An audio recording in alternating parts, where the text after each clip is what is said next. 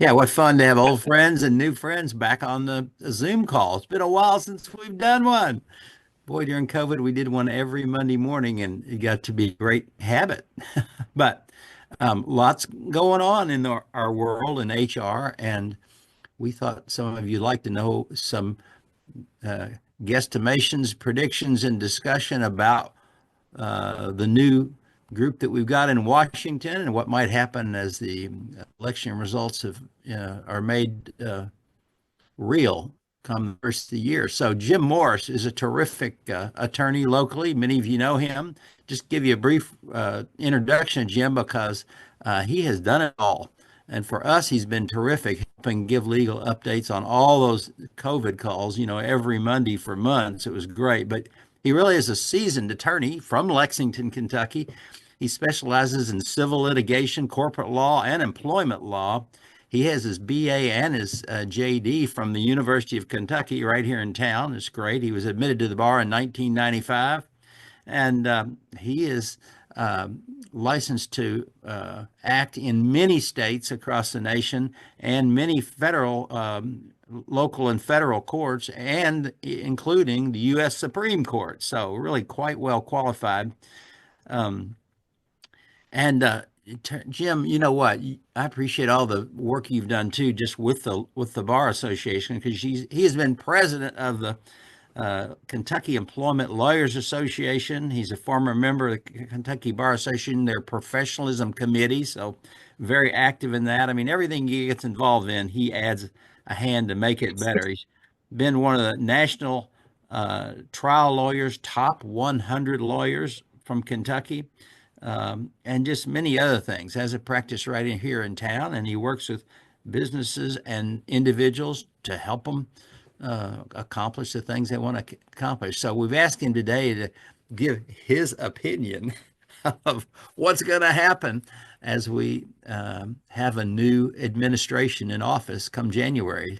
So I could say these are not necessarily the opinion of everybody on this call, but hey, Jim's good at it. Let's hear what he has to say. Jim, we welcome you and thank you. I know it took some homework to get ready for this. So take it away, Jim. Oh, and Kendra, thank you for organizing this whole thing. So we got the HRG team running behind the scenes. It's going to be a great morning. Let's go for it.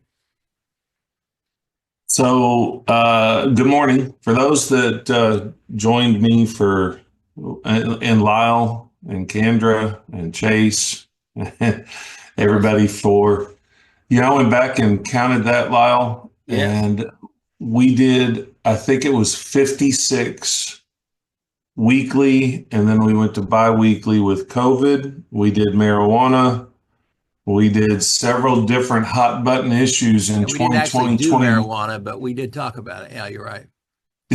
Sorry. Sorry, I should rephrase that. We did a webinar on marijuana and drug use, which I'm going to touch on here today as well. I'm going to find out if everybody can hear me okay, because I am in my remote office, and if I need to call in, I'll do that. But Lyle, can you hear me okay? Loud and clear. Yeah, your picture and voice sound good. All right, then let's get this thing going.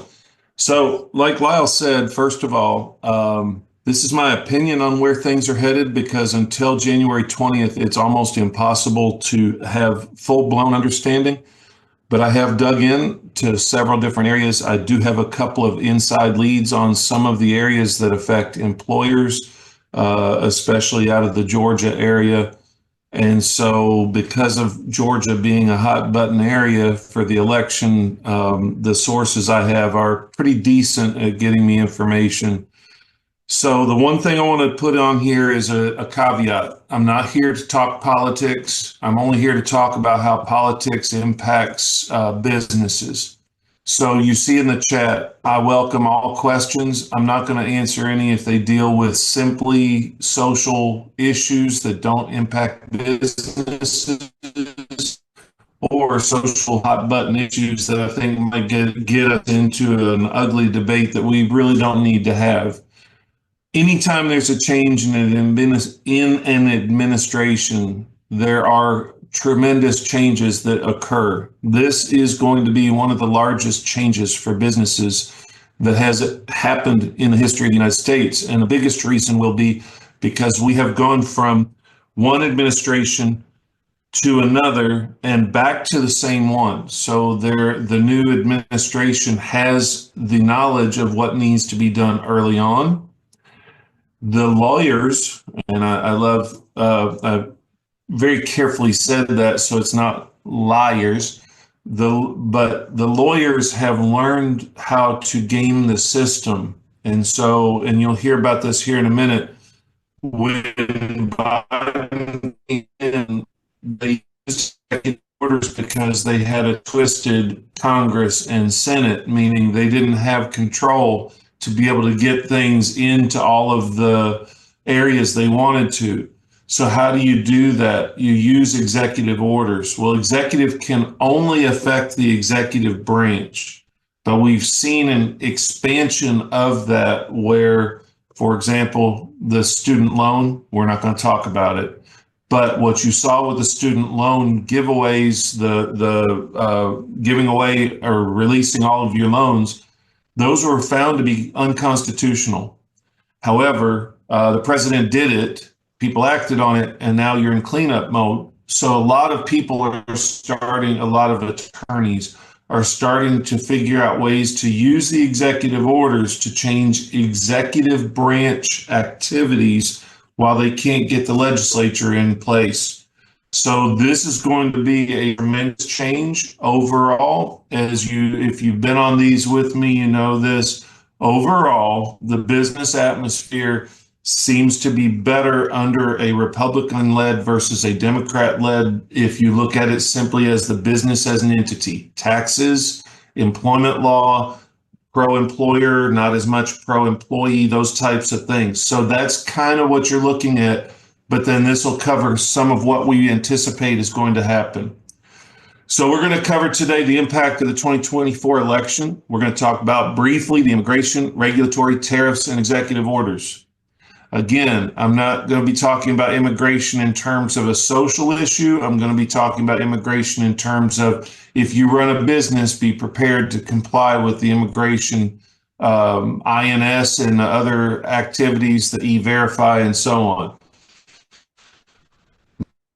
The cannabis laws, because those become effective on January 1, 2025. And so if you're not prepared for that or you're not aware of that, you may need some legal guidance. So let's start first with the 2024 U.S. elections and the impact on businesses. Briefly, I'm going to talk in this. If you are running a business, if you're running HR of a business, if you're in the accounting department, if you're anything involved with management at all, or an employee even, you have to understand how the 2024 elections impact your individual business in order to adjust, to prepare for, and to assure consistency as you move forward. The main areas that I have seen will be immigration, regulatory, financial, trade policies, tariffs, and the anticipated executive orders I just talked about. First of these is the immigration. This is by party. Both parties have indicated a desire to work on the immigration issues. The previous administration on day one issued an order that opened the borders entirely, stopped all efforts to build the wall, and did some other activities. Both parties in Congress have expressed concern over the open border issue. Anytime you have both parties making that, and it's not uniform, but there's enough Democrats are joining with the Republicans to say this is a problem. Anytime you have that, it becomes a situation where it is easier to get more laws put in place. That's where you need to start looking for the first thing that's going to happen. Immigration can be affected by regulatory changes, which we're going to talk about. It can be affected by the tariffs. It can be affected by the executive orders, and it can also be affected by the uniform Congress. And by uniform Congress, I'm meaning both houses right now, the House and the Senate, are controlled by one party. Now, we've seen in past years that creates issues as well because there are fractions in the Republican Party that make it difficult to pull everybody together. So it's not like it's just a lockstep and things will be done. But these are the areas that we anticipate a tremendous change for businesses, H-1B and L-1 visas. There's going to be increased scrutiny. I believe there's going to be a higher denial rate. There's going to be more contingent requirements for foreign worker necessity. What that means is if you're not familiar with H-1B, may not apply to you at all then. But if you are, typically you have to provide information with regard to the extent to which you cannot find US-based knowledge from an employee. There's an insufficiency of educated people, or in this particular field, of people that can perform the essential functions of the job. That's going to be tightened up. There will be more merit-based immigration and less, for lack of a better word, touchy-feely immigration, meaning if you have the ability to help the U.S. economy, you're going to have the opportunity to come to the United States.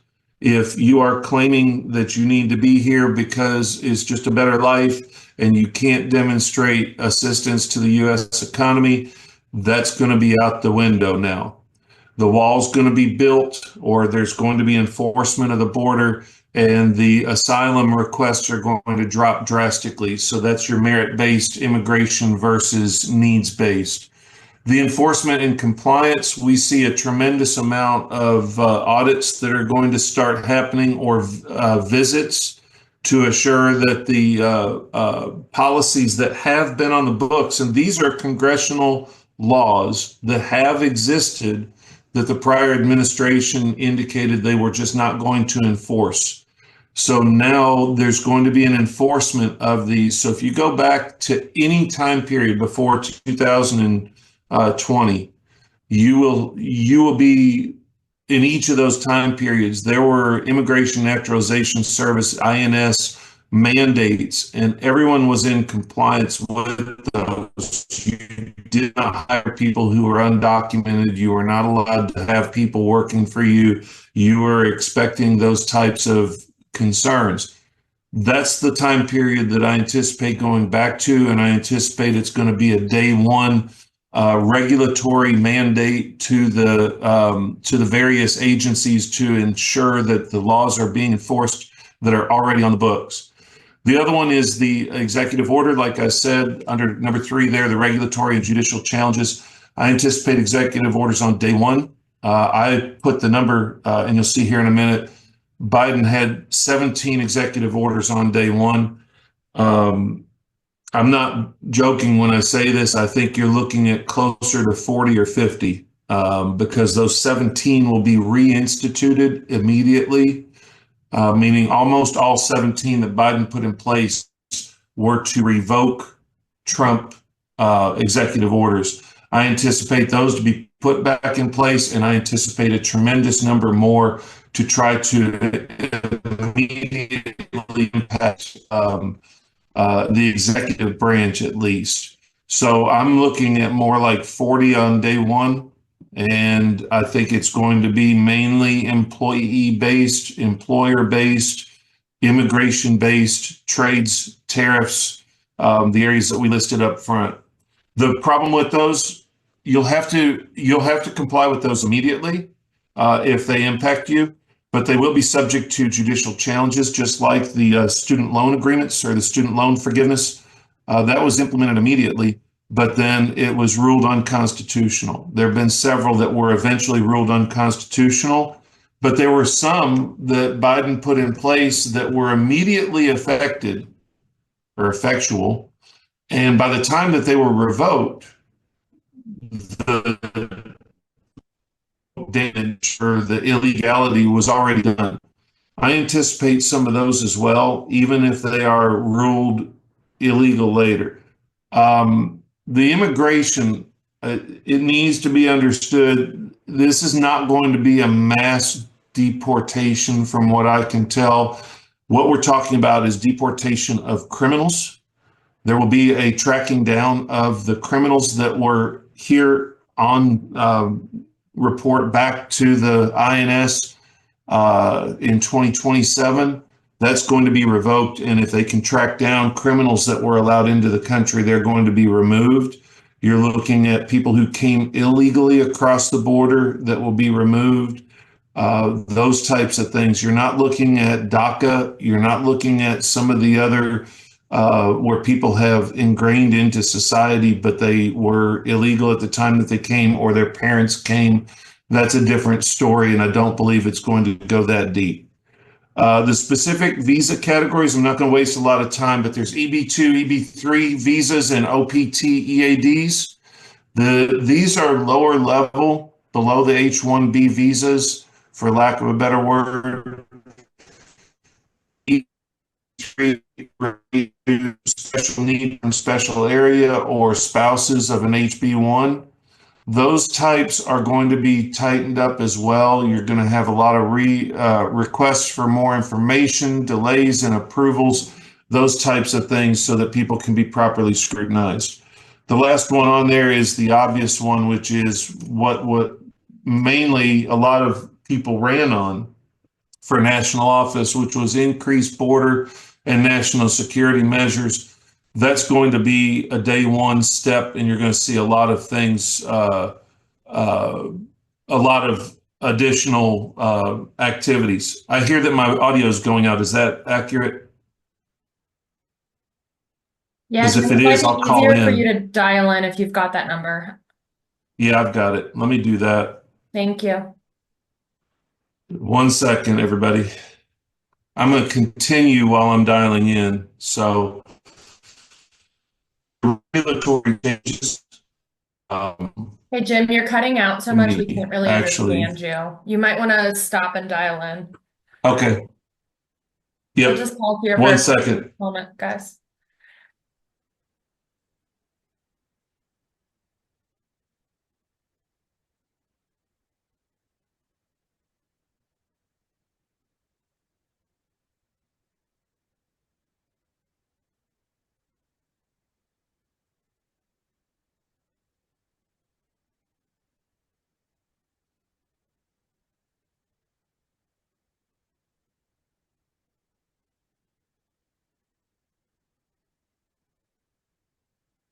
What a time to be in HR, right?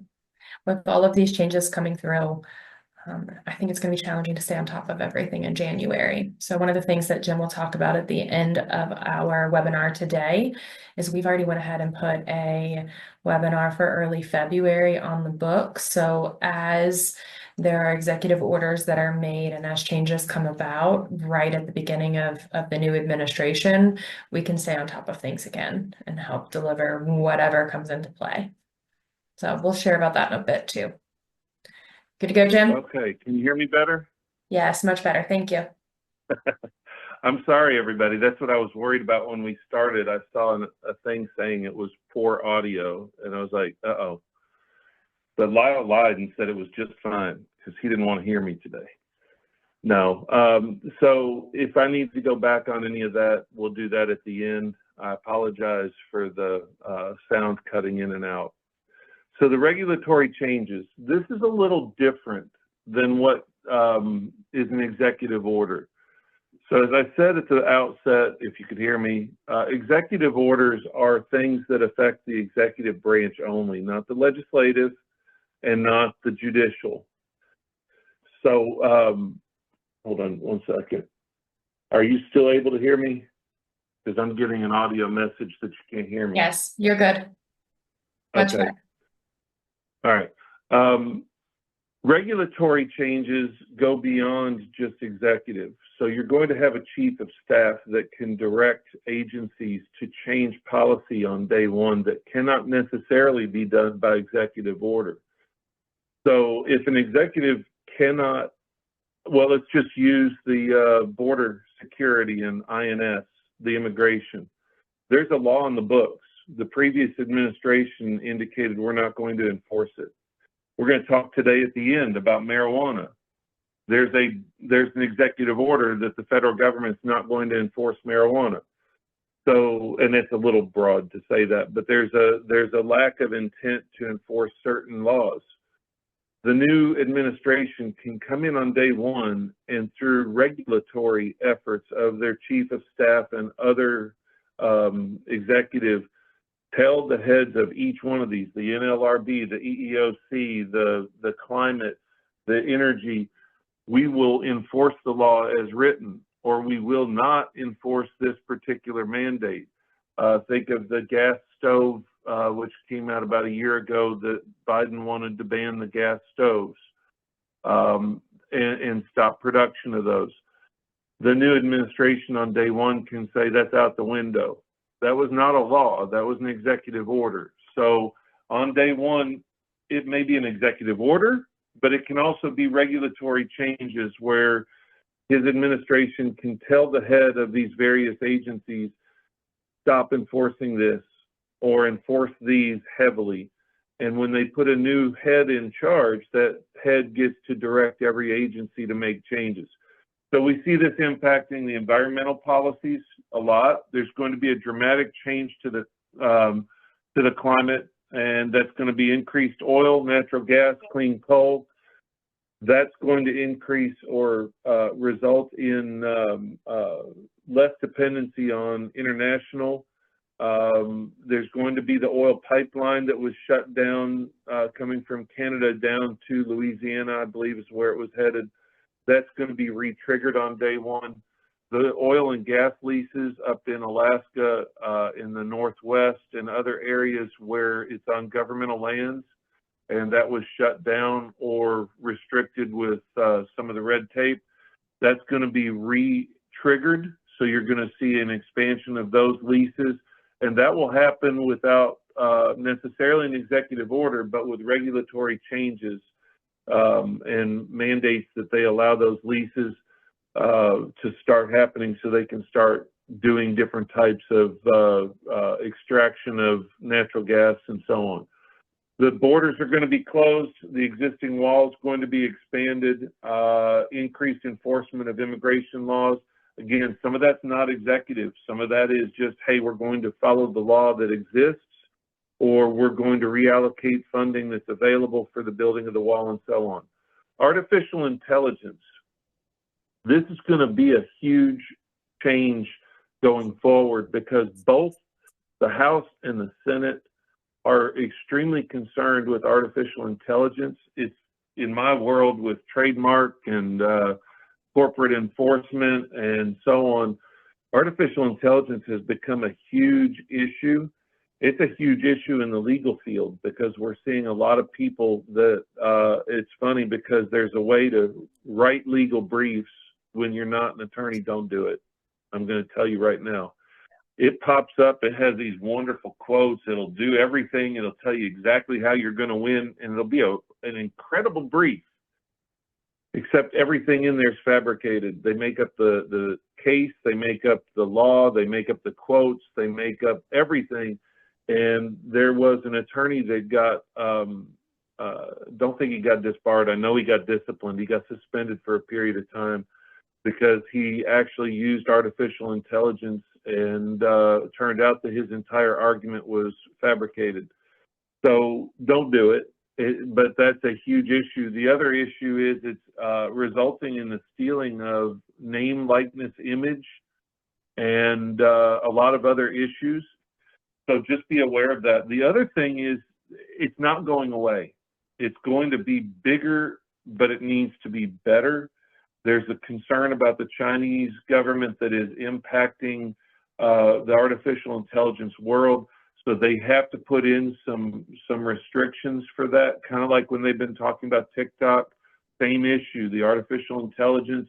They're worried about the Chinese government working behind the scenes to be stealing things, to be utilizing information gathering and so on.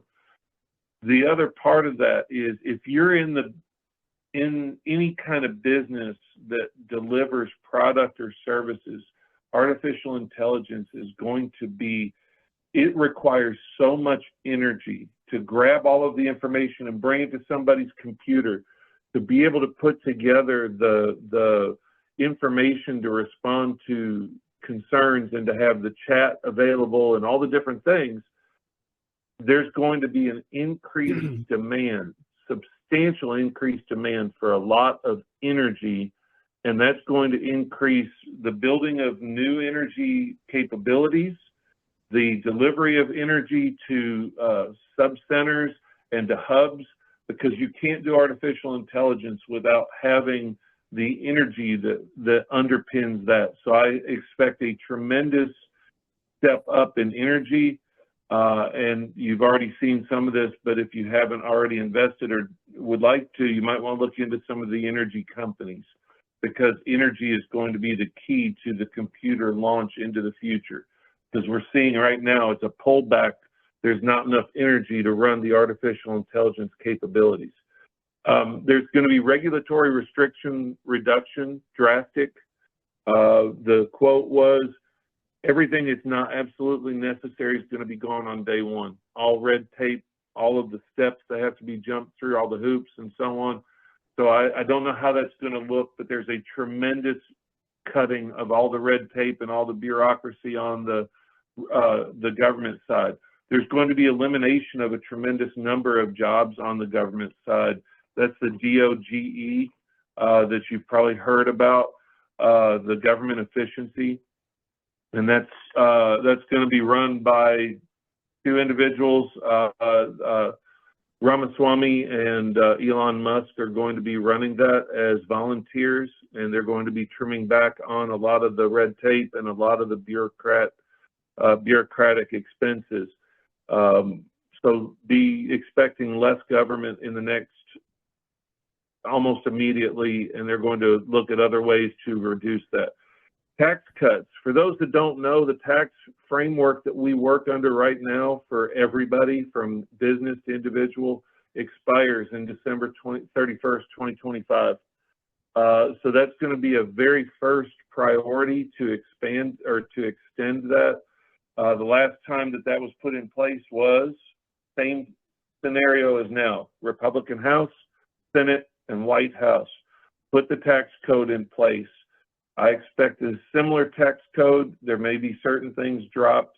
I don't expect anything drastic, but if there had been a change in administration, the tax code would have been drastically changed at the end of 2025, and you would have had to ramp that up. Labor policies are going to be changed. New NLRB regulations. Those regulations are going to be removing some of the restrictions on businesses right now. There's going to be non-compete changes. If you're not familiar, Biden put in place a mandate that non-competes were invalid and wanted the FTC to enforce that. It went into effect in September, but there was a constitutional challenge to that. A judge suspended enforcement of that in September pending resolution of that case. And now that the new administration's coming in, I anticipate one of the day one executive orders will be to void the non-compete enforceability mandate that Biden put in place. So that's a massive issue because that's one I've been alerting a lot of the businesses to.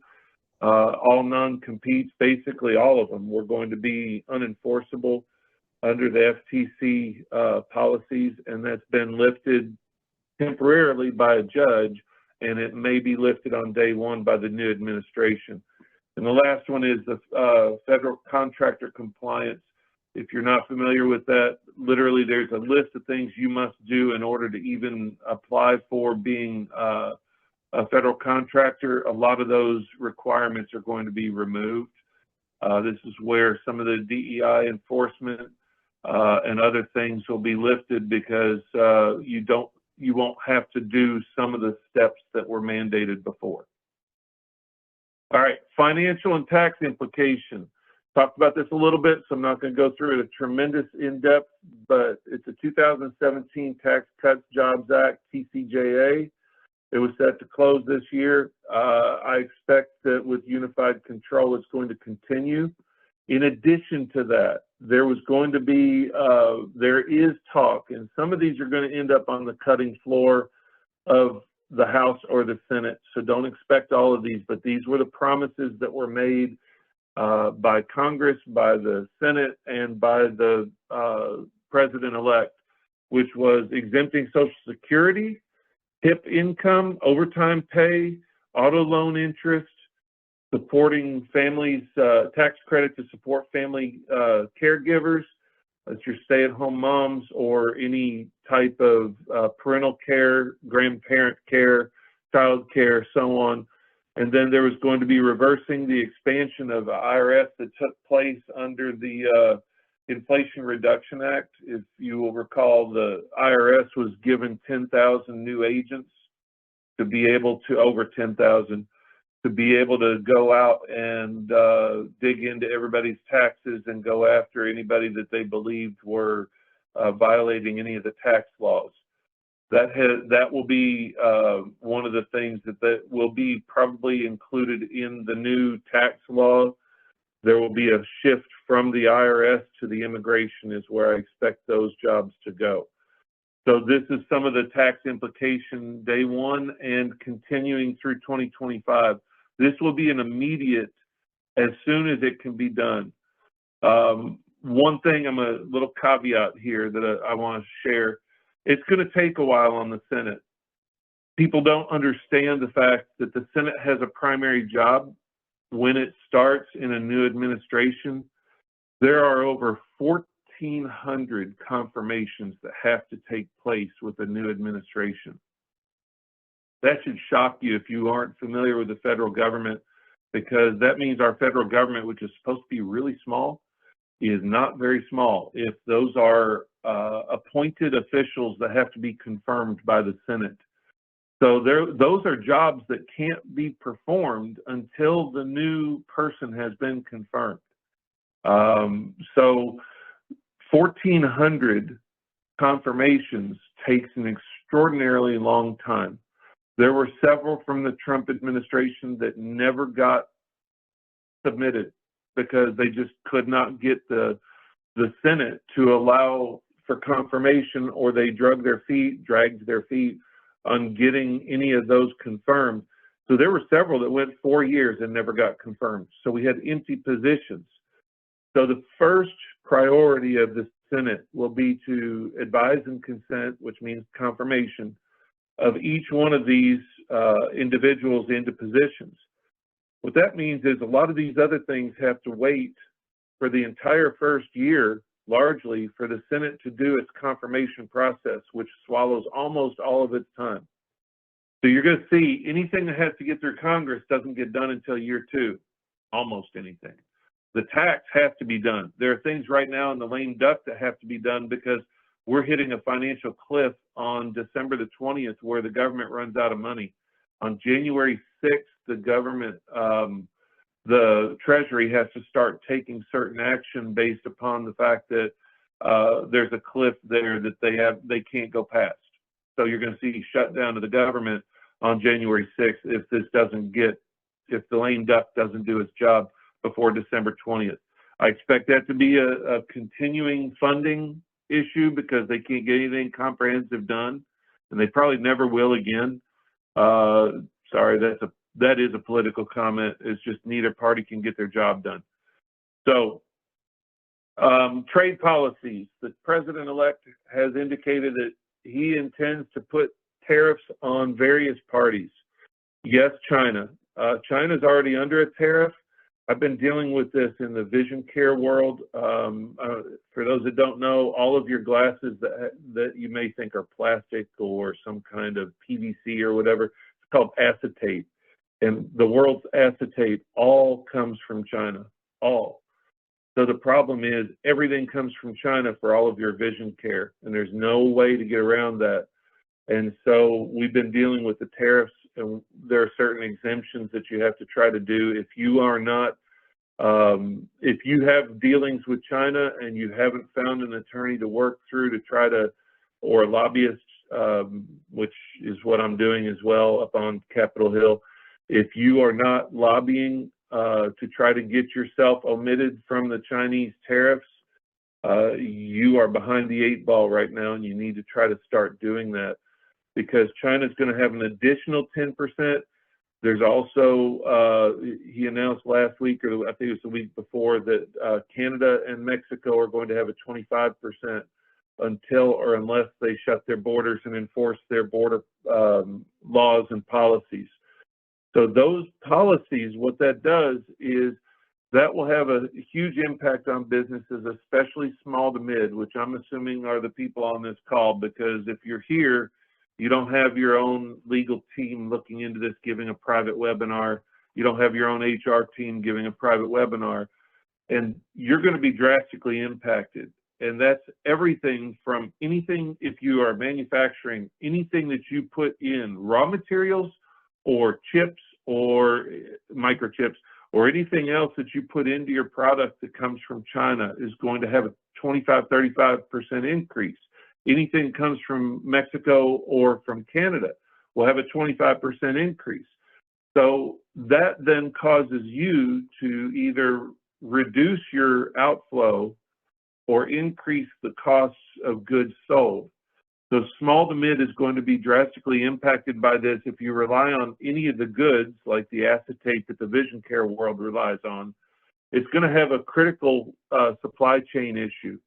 And then it's also going to increase material goods, like from the ground up, everything from, if you know, electric batteries for all the cars that are being sold, all of the components for that battery come from China because nobody else will mine for that because of how dangerous it is.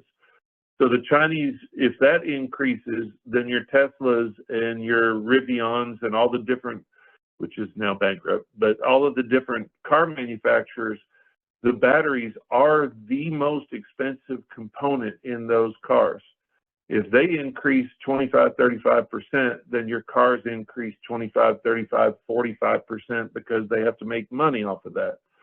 So it's going to have a drastic impact. It's also going to have lower income because if you have, you're going to have to start paying your employees less in order to purchase the products that you need to finish your goods. It's going to result in people being laid off. And you're going to have lower economic output because of the cost of the goods sold. That's the downside. I didn't talk about the good side. Enforcing your rules and laws and forcing people to do what they're supposed to do in order to protect your citizens is why this is being done. It's not being done as just a let's see what happens. But this is the economic impact on the businesses that you all represent, which is all I'm concerned with. Executive orders. On day one, I already told you this a little bit. Biden entered 17 executive orders. Throughout his presidency, he entered 143. Sounds like a whole lot, but I went back and looked, and Obama had over, I think it was 300, and Trump had over 276 during COVID. So 143 really isn't that much, but it's a lot that we have somehow allowed presidents to issue executive orders to avoid the legislative process. But what I expect the first step to be is to rescind and issue new executive orders. Those executive orders will both terminate Biden's rescinding of Trump's old executive orders, and will have new weigh-in on certain current issues. Don't know what those will be yet. I do anticipate the EEOC being mandated to enforce Title IX and gender discrimination. And I'm not going to get into how that impacts transgender in sports or how that impacts other aspects, but I do expect one of the executive orders to be a traditional enforcement of all EEOC enforcement of all Title VII and Title IX as written. So the Title IX is a big one right now. I expect that to be enforced with punishments to schools and conferences and the NCAA if they don't enforce Title IX. I do see immigration deportation. We've already talked about that being limited. The rolling back of the Biden policies on education. I see a tremendous amount of that happening on day one. Reshaping of the federal government, that's the termination of a lot of the individuals. For those that don't know, I've been to Washington quite a bit lately. A lot of their buildings are, I think it's 93 or 94% vacant because they still have not required their workforce to come back to work since COVID.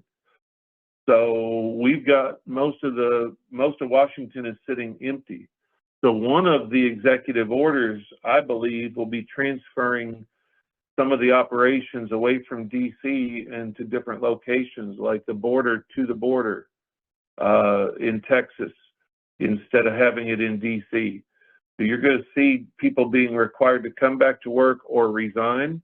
You're going to see transfer of locations to areas outside of the DMV, which is DC, Maryland, Virginia area. And you're going to see a reduction of the footprint of the space required. Closing of the border, we talked about reopening of the pipeline, initiating oil and gas leases, both through regulatory and executive orders, and removal of the employment non-competition limitations. These are the types that I anticipate. And by the way, I was going to remove this, put it up at the front, and put the regulatory discussion right behind it.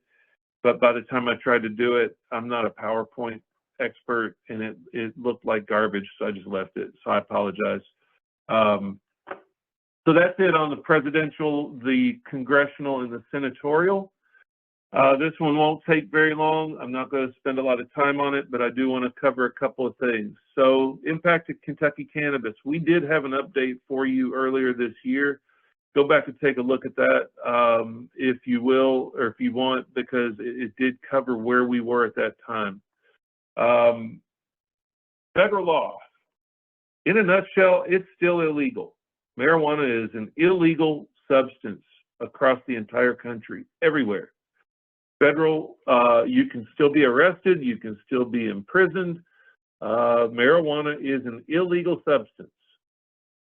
So, how does this happen? Well, this is the separation between federal government, which is supposed to be super small, and states' rights. Every state has a right to do what it's supposed to do for its own citizens in the best interest of its citizens. So the states, starting out west, it started with Oregon, Washington, Alaska. Sorry, Oregon, Nevada, Alaska, California. They started to look into legalization of marijuana, and it took somebody recognizing on a legislative level, we don't have to follow federal law. We're the state, and we control our own laws. The federal only controls certain things above that. So what happened was it started to disintegrate the federal enforcement, drug enforcement, and states started to go, you know what? We think marijuana is fine. You know what? We like cannabis. We like CBD, which is why the CBD oils are everywhere now, but not THC. And you know what? We're Colorado. We're going to decriminalize all drugs of all kinds, and we also are going to encourage the growing and selling of mushrooms. They all kind of went that whole way. The federal government has the ability to enforce by not giving money to states, but the states are making more money than what the feds can punish them with. So that's where we are. If you have any federal contracts, you have to comply with federal law. So if you are a federal contractor, all the Kentucky laws don't matter. You need to look at your contract and you need to make sure you are complying with the federal, and that's the third bullet down here. You must prohibit if you're subject to the Drug-Free Workplace Act under any federal contractor. Almost all the states have a medical marijuana. 23 have no policies that preclude people from discriminating. 6 states protect rights. 24 have allowed recreational, 14 are stuck only on medical. Kentucky is a medical only. Civil Rights Act precludes discrimination for 8 or more for Kentucky, 15 or more under the Americans with Disabilities Act. Why am I talking about that? Well, If the person's taking medical marijuana, someone has prescribed to them the fact that they are needing the marijuana for a medical condition.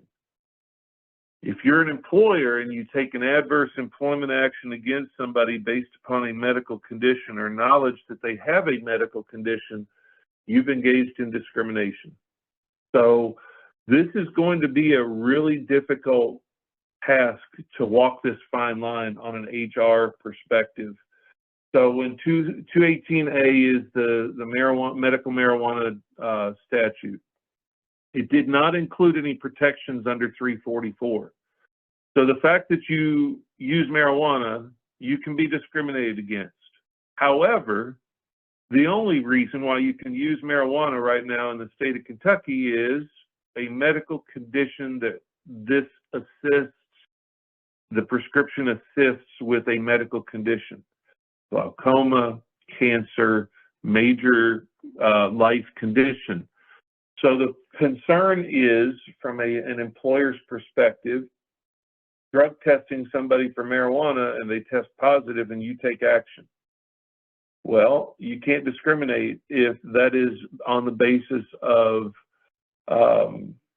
disability or perceived disability. You may not even know what the disability is, but the problem now is you have a positive drug test and the employee says, yeah, I have a doctor's note.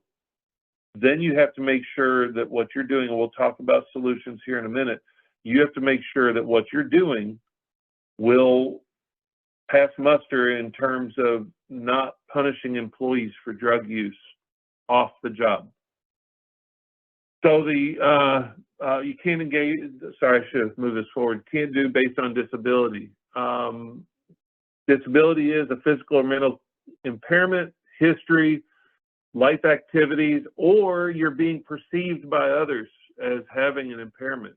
So the major life activities is where I have the concern here, because Kentucky law only allows medical marijuana prescriptions for those activities that are perceived to be life conditions or life activity affecting life activities.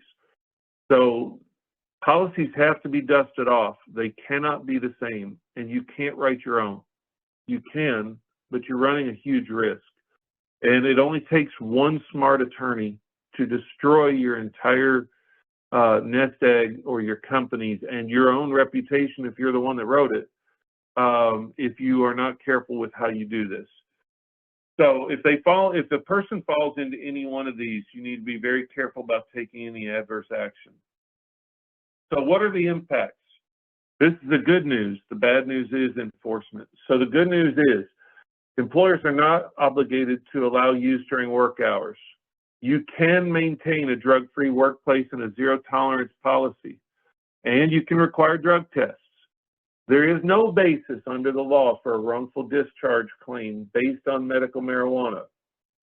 You can prohibit the use of equipment, machinery, and tools if it poses a risk. And employees can be terminated for violating your drug policies, and they are ineligible if they are terminated for unemployment benefits. That's the good side. The bad side is, how do you get to that point without getting past the fact that you took the action because of their disability or because of their medical condition? So, like, let's talk for a second about this wrongful discharge claim. The wrongful discharge claim, which is the third one down. If I'm going to sue you, I'm not going to sue you for wrongful discharge because, okay, yep, I can't sue you because my guy used or my woman used or my employee used marijuana. But I can sue you for ADA discrimination, and I can sue you for disability discrimination under Kentucky law. So the problem is, and then the zero tolerance policy. My issue with the zero tolerance policy is you can have a zero tolerance, but you better have a drug test that tests current use in the body, current impact in the body. Hair that goes back 6 months or urine that goes back 2 or 3 months on marijuana, that's not going to fly because you have to demonstrate that the person is engaging in activity that currently impairs their ability to do their job. Not that they used it 6 months ago and you got a sample of hair and it shows in their hair sample that they might have marijuana in their system at some point in the last 6 months. I used to do those policies. I used to write those policies. And that's a big change that you have to be very careful of. So the good news is written on this page. There is no impact, but there is, because it's secondary. Marijuana use in the state of Kentucky is an indication of a disability that could fall under the protections available to employees under the ADA, under the Kentucky Anti-Discrimination. So you have to go a step deeper than just saying, oh, well, 344, which is the chapter that says anti-discrimination, doesn't protect marijuana use. We're good to go. Fire the guy. You can't do that unless you could show that the guy was red eyes, slow, slurred speech, currently impaired based upon a visual analysis, or we sent him out for a drug test and it showed he currently has THC in his system at a level that endangered the health, safety, and welfare of other employees, himself, or patrons. So that's the issue you've got to now start dealing with. So that's the end of the presentation. How many minutes over? 3 minutes Thanks, over. Jim. Sorry. No, you're perfect. We've still got a few. I'm going to go through. I've just got one question in the chat. Anyone, if you have any questions, feel free to throw them in. John is asking, do you foresee any return to work mandate on federal level impacting private or public entities? Can you repeat that? It cut out for a second. Yeah. Do you foresee any return to work mandate on a federal level impacting either public or private entities? Public, yes. Private, no. So the federal government cannot mandate that you return to work. That's between you and your employer. So if I agree that you can be a remote employee, you can be a remote employee. But on a federal level, there is going to be a day one mandate, get back to work. And that's going to be also tied to the transfer of positions out to Texas. And the way I think that that's going to happen, I'm picking on, or not picking, it's just an easy example. Immigration naturalization never should have been in Washington, D.C. It needs to be somewhere where there's actually, it could have been in New York at Ellis Island when they actually had people going through, but that's just a museum now. Nobody's going through Ellis Island, to my knowledge, when I was there. So it needs to be somewhere where it can actually impact activities. I see day one, mandate return to work. Day, let's say 100, we're transferring your job to Texas. You can go. You start on Monday. It'd probably be like a month later. But you need to be in Texas at the location in wherever it is, San Antonio, 30 days from now. If you're not going, we need to know now so that we can hire somebody to replace you.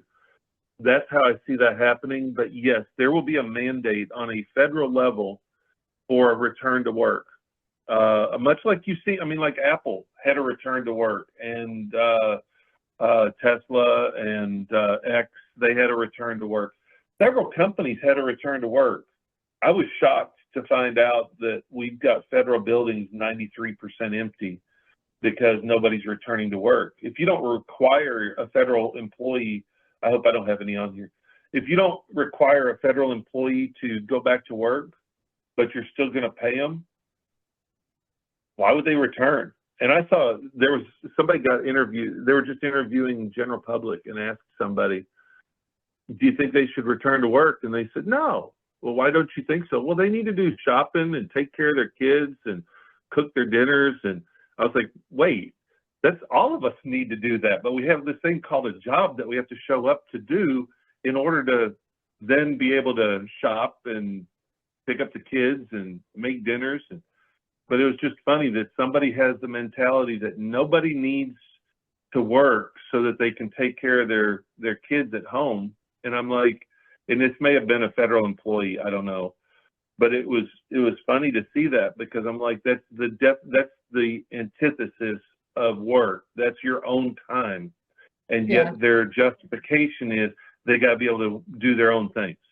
And we differ on opinion in that standpoint, because in leading the Kentucky Best Place to Work program, flexibility is the number 1 thing that employees are asking for. Oh, I don't care not where people differing. are to do their job, as long as they get it done. But I'm not differing on it. What I was laughing at was the person saying they need to be able to cook their dinners and take care of their kids during work, is what they were explaining.